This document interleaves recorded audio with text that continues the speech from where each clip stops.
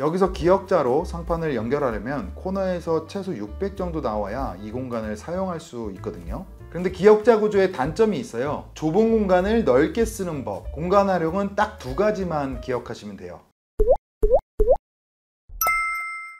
안녕하세요, 다운의 임 실장입니다. 어떻게 하면 집이 더 넓어 보일까? 어떻게 하면 좁은 집에서 공간 활용을 더 잘할 수 있을까? 인테리어에 관심이 있으신 분들이라면 이런 고민 많이 해보셨을 텐데요. 오늘은 17평형 주택 프로젝트를 가지고 왔어요. 작은 집이지만 공간을 정말 알차게 활용한 현장인데요. 오늘 영상 끝까지 보시면 우리 집 공간을 최대한 활용할 수 있는 팁들 얻어가실 수 있을 거예요. 이번 프로젝트의 주인공은 두 자매이신데요. 이 집이 무려 40년 전에 지어진 노후주택이었습니다. 어렸을 때 6가족이 살았던 집이었는데요. 최근 10년 동안은 빈집으로 방치되어 있던 곳이라 마치 폐허 같은 곳이었어요. 집의 형태도 네모난 형태가 아니라 삐뚤빼뚤한 굉장히 특이한 현장이었는데요. 이 집이 두 자매를 위한 공간으로 어떻게 바뀌었을지 바로 한번 보러 가보실까요?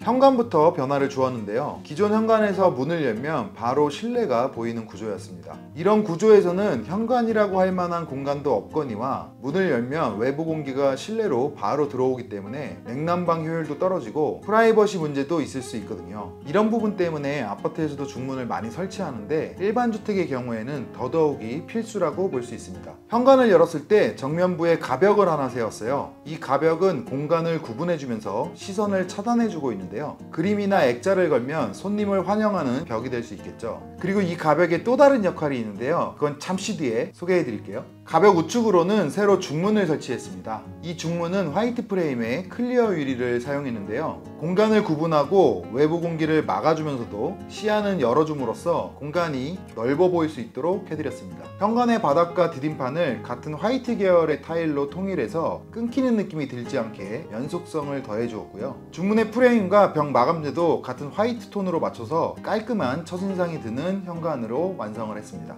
현관의 중문을 열면 우측으로 주방이 보이죠. 자연스럽게 집 안으로 들어가는 통로로서의 동선과 주방에서 요리하는 동선이 하나로 겹치게 됩니다. 한 공간이 두 가지 역할을 하면서 공간 활용의 효율이 좋아지게 되죠. 이 주방 공간은 원래는 방이었어요. 그리고 한쪽으로는 아주 작은 조리 공간이 있었죠. 기존에는 주방과 거실, 조그만 방들까지 각각 물리적인 공간도 좁은 데다가 동선도 꼬여 있어서 상당히 불편한 구조였거든요. 이 방을 이루는 벽체가 조적벽이었기 때문에 벽을 철거하면서 방을 없애고 하나의 공간으로 만들면서 이 자리에 주방을 계획했습니다. 대면형 주방을 하기엔 물리적인 공간에 여유가 없었기 때문에 좁은 공간에서 효율적인 일자형 주방을 계획했는데요. 여기서 기역자로 상판을 연결하려면 코너에서 최소 600 정도 나와야 이 공간을 사용할 수 있거든요. 그런데 기역자 구조에 단점이 있어요. 바로 이 꺾이는 코너 부분. 써보신 분들은 아시겠지만 이 안쪽으로 물건을 넣고 빼는 게 굉장히 불편하거든요. 고가의 하드웨어를 쓰지 않는 이상 이 부분은 사실 사용을 잘 안 하게 되고 죽은 공간이 돼버리기 일쑤예요. 그런데 저희는 공간 하나하나 너무 소중하잖아요. 이 공간을 살리기 위해서 꺾이는 부분 전에 상판을 과감하게 끝내고 이 공간을 팬트리장으로 구성을 했어요. 깔끔하게 큰 도어를 설치하고 안쪽에 이동식 선반을 넣어서 마치 하나의 작은 방처럼 위,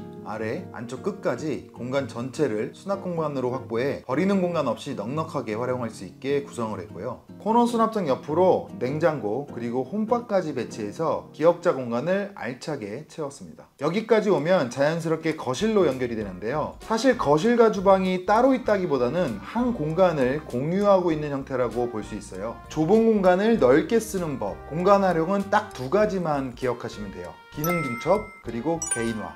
먼저 기능 중첩이라는 건 쉽게 말하면 하나의 공간이 두 가지, 세 가지 역할을 하는 거예요. 우리가 옛날에는 전화기, 카메라, 컴퓨터 따로 사용했잖아요. 각각 물건이 가진 기능이 있었죠. 요즘은 어떤가요? 스마트폰 하나만 있으면 전화도 할 수 있고 사진도 찍을 수 있고 인터넷도 할 수 있죠. 이걸 집에다 적용하면 TV 보는 공간, 밥 먹는 공간, 요리하는 공간 이런 기능들이 따로 공간을 차지하는 대신에 한 공간이 여러 가지 역할을 하는 거예요.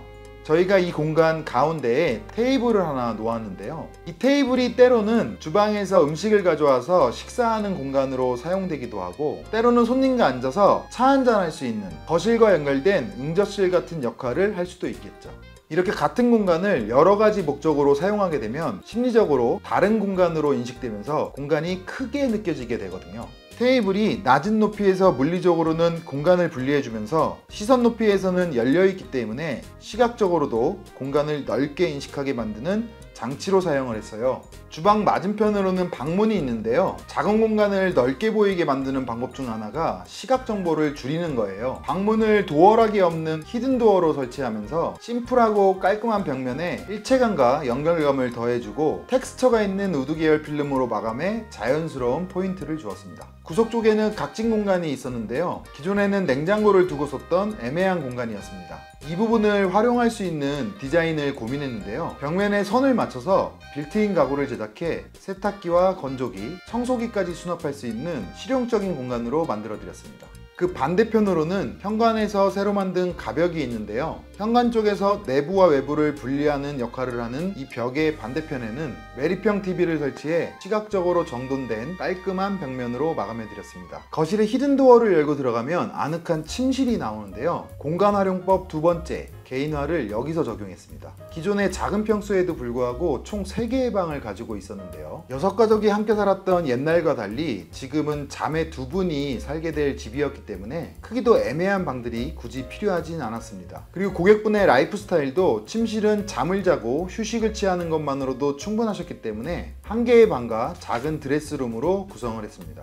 현관 옆에 있던 방은 주방으로, 다른 하나의 방은 욕실로 바꿔서 한정된 공간을 필요한 목적에 맞게 활용했습니다. 이렇게 개인의 스타일이나 필요에 맞게 공간을 사용하면 같은 면적도 더 효율적으로 활용할 수 있겠죠. 침실에는 싱글 침대 2개를 양쪽으로 배치하고 침대 헤드는 우드 계열 필름으로 편안함을 더했는데요. 2개의 침대 높이가 다른 게 좀 이상하죠? 저희 고객님이 키우시는 강아지가 다리가 좀 불편해서 침대로 올라올 때 다리에 무리가 되지 않았으면 하시는 니즈가 있으셨는데요. 한쪽 침대 높이를 낮춰서 강아지도 쉽게 오르내릴 수 있도록 해드렸습니다. 방의 크기가 작았기 때문에 최적의 공간을 활용하기 위해 붙박이장을 설치하는 것보다 시스템장을 활용한 드레스룸을 만드는 것을 선택했습니다. 일반 붙박이장은 최소 550에서 600의 깊이가 필요한 반면 시스템장은 400 정도면 가능하기 때문입니다. 이렇게 침대 2개와 드레스룸까지 공간과 수납을 최적화한 방을 설계해 드렸습니다. 이 집에서 가장 재미있는 공간은 욕실입니다. 원래 작은 방으로 사용되었던 공간인데요. 이쪽은 거실 쪽보다 천장이 훨씬 낮은 구조였어요. 층고가 1800 정도밖에 나오지 않아서 키가 큰 남성분 같으면 머리가 닿을 정도로 사용이 어려운 답답한 공간이었는데요. 건축까지 다루는 저희가 잘하는 걸 해보기로 했습니다. 노후주택의 경우에는 건물의 기초가 외벽 쪽으로만 되어 있는 경우가 많은데요. 천장은 높일 수 없으니 바닥을 아래로 파서 공간의 높이를 확보했습니다. 그리고 거실 공간과 높이가 달라진 바닥을 연결하기 위한 계단을 만들었는데요. 계단이라는 요소가 공간이 바뀌는 역할을 해주고 동선을 따라 내려가는 정면에 브론즈경을 통해 공간의 연속성과 확장된 느낌을 더해 주었습니다.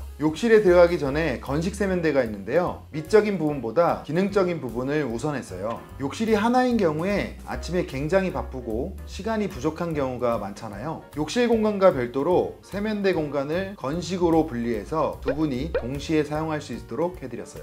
세면대는 바닥에서 살짝 띄워 세련된 느낌을 더해주면서 기능적으로도 발이 걸리는 부분이 없어지기 때문에 더 가까이 붙어서 편하게 사용하실 수 있도록 해드렸고요. 유지관리도 쉽게 하실 수 있도록 건식 공간 바닥까지 보일러와 타일로 마감을 해드렸습니다. 욕실은 조종 욕조로 만들어 드렸는데요. 강아지를 목욕시킬 때 일반 욕조에서는 강아지가 미끄러지는 경우가 있어요. 고객님의 이런 니즈를 고려해 미끄럽지 않은 타일로 조종 욕조를 만들어 드렸습니다. 더불어 사선이었던 공간을 직선으로 마감하면서 남는 공간을 매립 선반으로 활용했습니다.